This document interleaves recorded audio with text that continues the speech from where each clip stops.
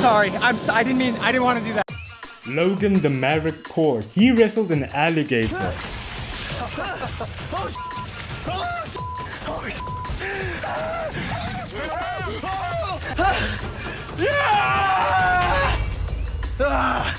I'm a beast. He got his ass kicked by KSI. To the winner by split decision from the United Kingdom, the Nightmare.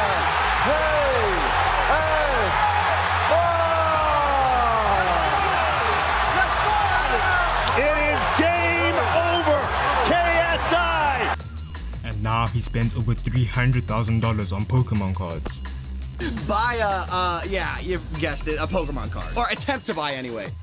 Why? Pokemon is one of the highest grossing media franchises of all time, grossing an estimated of $90 billion, selling over 25.7 billion cards, making it the second highest rated card game of all time, even higher than brands like Marvel, Star Wars, and Hello Kitty. Okay, so Pawn Stars, the show, we all know it, we all love it. About 3 years ago, a guy named Gary went on the show. He had like a beautiful Charizard collection. He wanted $500,000 for it. The guy said no. Today, that collection is worth $5 million. He is one of the biggest Pokemon collectors in the world, and he lives here in Las Vegas. He has a card I really want. Actually, he has two of them. They're the only two in the world. It is a BGS 10. Pristine, golden, first edition Charizard. Now, I've actually tried to buy a 10 Charizard from him before, and he actually told me he'd never sell it. And I'm not good at taking no for an answer, so I've come here to Las Vegas today to give Gary an offer that he can't refuse. Pokemon's anime series had over 1 billion viewers worldwide. Okay, but more about the cards. PCA and BGS are card grading services. PCA is a little bit thinner than BGS, which makes BGS stronger than PCA. If you're someone who's worried more about, your cards getting damaged and stuff, then you should probably go for a BGS case, but honestly, it's whatever, bro. Pokemon first released its first edition set. This is indicated by the little first edition sticker on the card, and these cards are very valuable. Like, you should definitely be happy if you find yourself with one of these cards. Next we have the Shadowless set. It's the second release and it's not as valuable as the first edition set, but don't sleep on your Shadowless set. Okay, these still do hold some value. I repeat, do not sleep on your Shadowless set, okay? Stay woke and save yourself. Okay, and lastly we have the base set. Now these they're not really that valuable. They are less valuable than the first edition set, and they're even less valuable than the Shadowless set. But I like to think of these cards as your beginner cards. These are the cards that you must probably start out with if you're just a young kid out there trying to collect some cards. You can trade these cards and you can probably sell them for quite a little bit of money, not too much money, but you can eventually sell them and save up some money to go and buy some Shadowless cards, and then save up some more money to buy some first edition cards. I wouldn't say that you should just neglect these cards altogether. So Logan Paul met up with this guy at his house. So Gary's been kind enough to invite us to his house, show his collection off a little bit, and then I'm gonna try to make him an offer that he can't refuse. To offer him $150,000 for this Pokemon card, and spoiler alert, he actually got the card. Look how many he has, bro.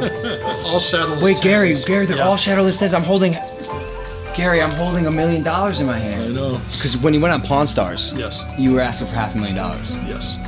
Were you really planning on selling those cards? Not really. You just did it for clout. What are those cards worth today?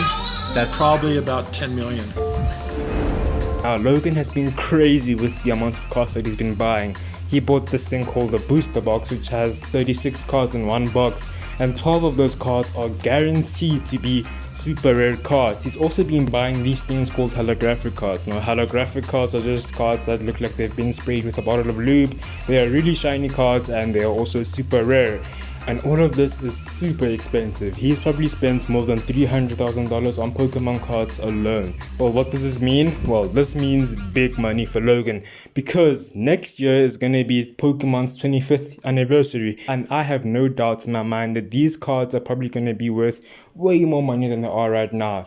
And as time goes on, these are going to just become more and more and more rare, which means that they're going to become more and more and more expensive, which means that Logan, if at any point in time, 5-10 years from now, if he wants to sell these cards, he's going to be making at least probably $1 million per card that he sells, which is just insane.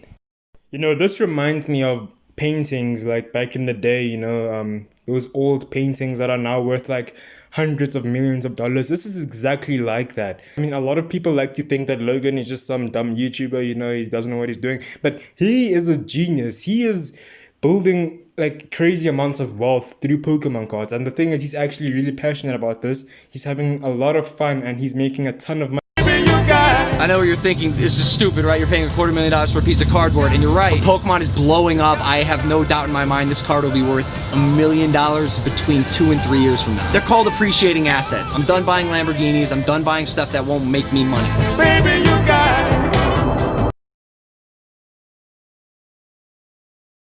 Yeah, Logan is just a huge inspiration to me, and I've been watching his videos since he was just a teenager on Vine. Like, he's one of my favorite YouTubers. Obviously, Mr. Beast is number one, but he's crazy. I'm not a Pokemon expert or anything, so if there's anything in this video that you feel like I got wrong, or that you feel like, I didn't say right, or anything that you disagree with, just feel free to, tell me in the comments. I'll go look at all my comments. And I am so sorry that this video has taken so long to make. I think it's been like 2 months since I've uploaded my last video, and I'm just, I don't know what to say, man. I'm sorry. And I've been working on this artwork for so long. Like, it's been like, I think like a month and a half trying to finish this artwork. Let me actually show you the progress I've made.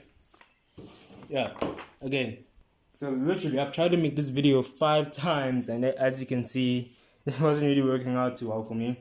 I kind of got close with this one, I guess, and maybe this one also kind of got close. I don't even know if you can see that this paper is wrinkled up, but yeah, I've tried my best to make this video like 5 times, and each time I just kept failing, and I just kept trying again. But now I'm actually kind of pleased with this artwork, the way it came out. It actually looks kind of dope, or at least I think so. If you want to see more of my art, go follow me on Instagram, please. I'd love that. Yeah, thank you for watching, and I'm gonna make a video. It's gonna be like this really nice video, but it's gonna take a really long time to make though. Like, I'm probably gonna only upload this video next year in January, and next week I'm gonna be on holiday, right? So I'm gonna be working like every single day throughout the summer holidays, trying to make the best videos that I possibly can. Yeah, because I'm gonna have like a 2-month holiday now, and I'm gonna grind it out like every single day for the next 2 months, trying to make the best videos that I possibly can for you guys. And I will try and upload more consistently, because I hate it when I don't upload consistently. And people always tell me all the time, like, Onta, why don't you upload consistently? And I'm like, I'm trying. It takes so much time to make these videos. During the summer, I'm gonna try every single day to make the best videos that I possibly can. Thank you so much for watching this video. If you made it this far into the video, I'll see you in the next video. Bye.